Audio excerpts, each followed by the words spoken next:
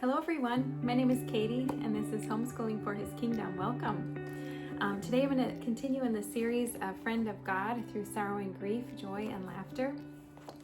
In the last chapter we talked about how I had another miscarriage with baby Esther, but how the Father healed me so much in my soul, like through the trauma and the grief.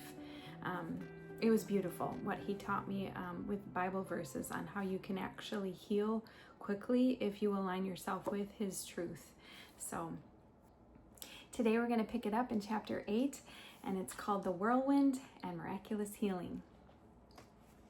It was January of 2021 now, and Julia was about 4 years old. One day, as I journaled with the Father, he told me he had a suddenly coming for us. Thanking him, I went about my day. Spring comes early in Southern California, so by February I was already able to garden. On February 27th, 2021, I will never forget this. I was working in the backyard with the garden. Suddenly, over my head in the sky, but close it seemed, I heard a huge sound, like the wind going 80 miles an hour. I quickly ducked. I literally did. I put my head down as quick as I could. I remember putting both of my arms up like, oh my goodness, I'm gonna die. It was suddenly, you guys, out of nowhere, this huge sound. I quickly ducked, thinking something was about to hit my head. I looked up and I saw nothing. Nothing at all was even blowing in the breeze or moving above me. Very strange, I thought. Then it stopped. Puzzled, I began to walk across the yard a few paces. Then it happened again. Huge noise all of a sudden, right over my head. Rushing, it almost seemed like at an airport if you're ever outside and you hear those 747s come in or whatever the names of the aircraft are. So loud, so intense, but it's like it would be like above you. It's like I've never experienced that before. I could hear it whirling around and around right above me. I looked up again. Still nothing. It stopped again. Well, in my gut, I knew it had to do with Julia's healing. Somehow I just knew that. But I couldn't put my finger on how. I thought I was hearing in the natural that day. Very, very puzzled about it. Later, the Father revealed to me, no, I was hearing in the Spirit that day. It was coming from the other realm. I started delving into scripture after scripture on whirlwind sounds and what they meant. Why would I look into scripture, you might ask? Well, I had just been listening to a teaching by Mr. Bullock, Robin Bullock, and he said something about the amount of your revelation from the Father depends on how much of the Bible you understand. So, I believe he was saying that the Father has given us much more information in the Bible than we actually realize. The more we read the Bible and understand it, the more the Father can reveal to us about his truths and also about his mysteries, like this whirlwind. There is much hidden in the Word of God, but he is not in the business of handing out pearls to swine. You can find that verse in Matthew 7:6. We must be hungry, digging to find his precious truths in his Word. In addition to studying the Bible, I have found that the closer my friendship is with the Father, the more revelation he seems to give me. Mr. Zadai mentioned this as well. I believe certain revelation or understanding is based on our intimacy or closeness with the Father. It does make sense. I mean, you don't tell your secrets to just anyone, you know? You only tell secrets to people you trust. I believe the same is true with the Father. Here's some verses.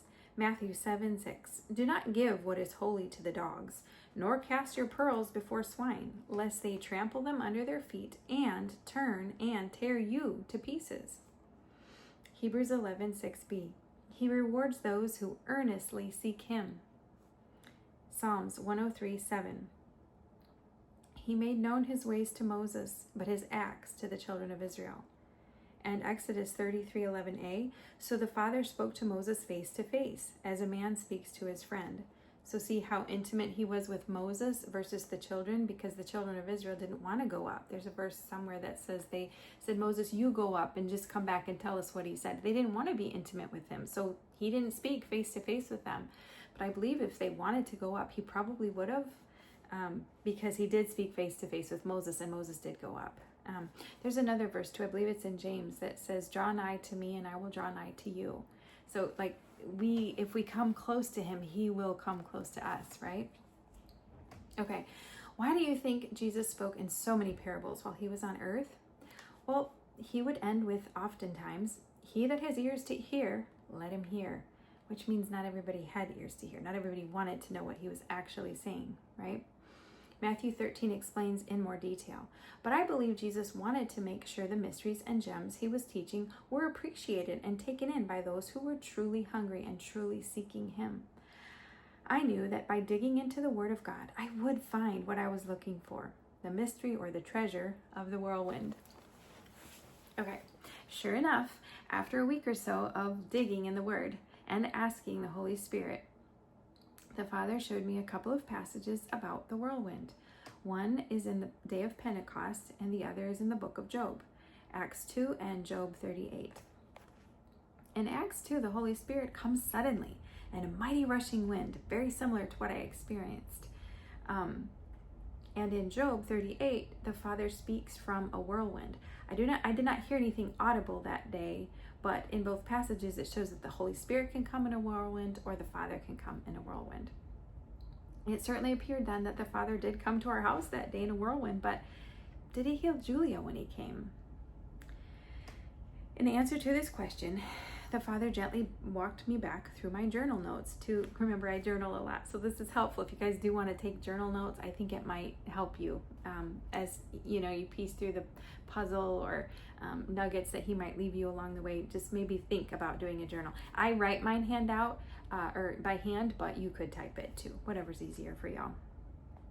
Okay, so he walked me back through my journal notes and he confirmed that yes, he indeed healed Julia when he came in the whirlwind that day. He reminded me that he would select an appointed time and judge with equity. Remember that was in Psalm 75:2. And then he showed me that on February 27, 2021 was an appointed time, according to that Bible verse. This was the day of Purim, which means divine reversal. Hallelujah. He couldn't have picked a better day and been more clear. And what a beautiful festival to heal Julia on, the divine reversal. What the enemy meant for evil, the Father turned around for good. The next section is entitled Pharmakeia. Now that we believe Julia was healed, we faced the same decision that I did when my thyroid was healed years earlier. What do we do with the heavy medication? I remember the Father asking me to go off my medication immediately after he healed my thyroid, but this was somehow different. The medication that Julia was on was stronger, and there was more of it. All the articles I read about going off her kind of medication was to wean off slowly. Well, at the time, I believe she was on 3 different epilepsy medicines per UCLA's instruction, and we were giving them to her multiple times a day. So we sought the Father in prayer. This was serious. It wasn't our body, but our precious 4-year-old's that we were dealing with. Sam and I agreed that she was healed. The Father had confirmed that, but the only way to prove it by faith, right? You got to do something. You can believe all day long, but like James says, faith without works is dead, okay? So the only way to prove it was to get her off the medication and see that she's doing fine with no seizures, having full cognitive restoration. She could speak normally. We would need to see that she could draw, walk, run, all the things like a normal child, right? This disease had affected her in so many ways. Okay, well, around that time, the Father helped us again. My mother's friend at church had a vision of a snake wrapped around Julia's head with the word pharmakeia. This friend said, "Take Julia off the meds. She'll be fine." This man loves the Father very much. Although not a doctor, I trusted his vision as being from the Father to guide us in answer to our prayer for wisdom. In addition, Julia's side effects from a prior new medication she was on was terrible. She was doing so poorly that Sam and I already had been discussing lowering at least one of the medications, even without UCLA's approval. We'd been around the block with various kinds of medication for Julia, up, down, new ones, old ones, like increasing them, decreasing them, getting new ones, working with old ones. Some seemed to control the seizures better than others. Others seemed to affect her cognitively or emotionally worse than others. UCLA was always trying to find the sweet spot, We normally always followed their advice, but at this point, especially believing Julia to be healed, we began to lower her medication. We started later that day of the whirlwind. Then, in the days to follow, the Holy Spirit pressed me to continue to remove more and more medication. This was without UCLA's approval or knowledge. Not that, hear me out, not that doctors and medication are all bad, but God uses them at time to heal. But from working with UCLA for a while, we knew that they would not agree to us lowering the medication and that they would not believe that she experienced a miracle. Even if we could convince them, we knew they certainly wouldn't approve lowering the medication this quickly. However, I could hear the Holy Spirit very clearly now, and I knew he was asking us to lower the medication and double time. Like, hurry up, lower it, lower it, lower it. Acts 5:29. But Peter and the other apostles answered and said, we ought to obey God rather than men. So this verse encouraged me too. In addition, God kept reminding me of Mom's friend's vision of the snake and the medication being the problem now, not the disease.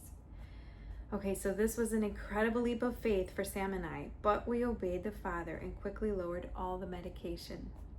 During the 40 to 50 days it took to wean Julia off all medication, it became very evident that she was truly healed. She kept acting and sounding better and better every time we lowered something else.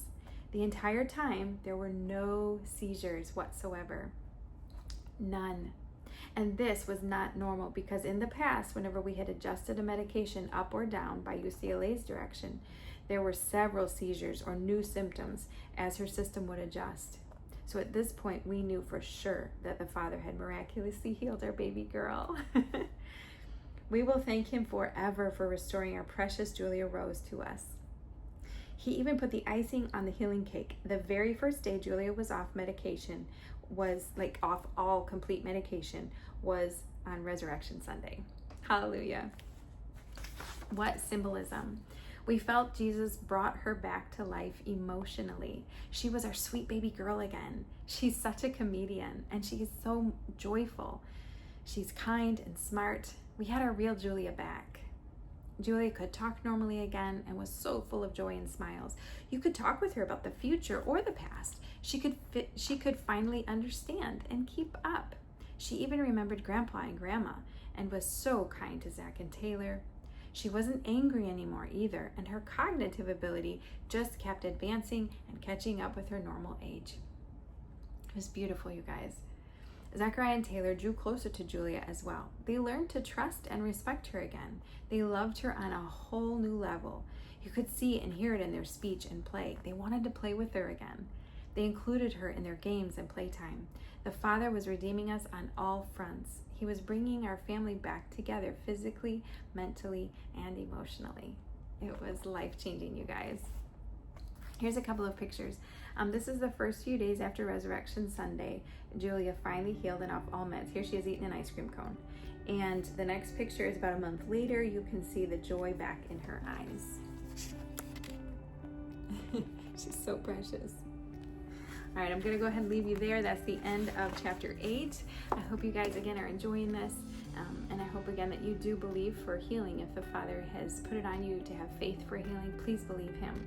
It might not be all of a sudden. It might be over time, whatever you feel the Father leading you to do, okay? God bless you guys. I hope you're having a great week, and I will talk to you later.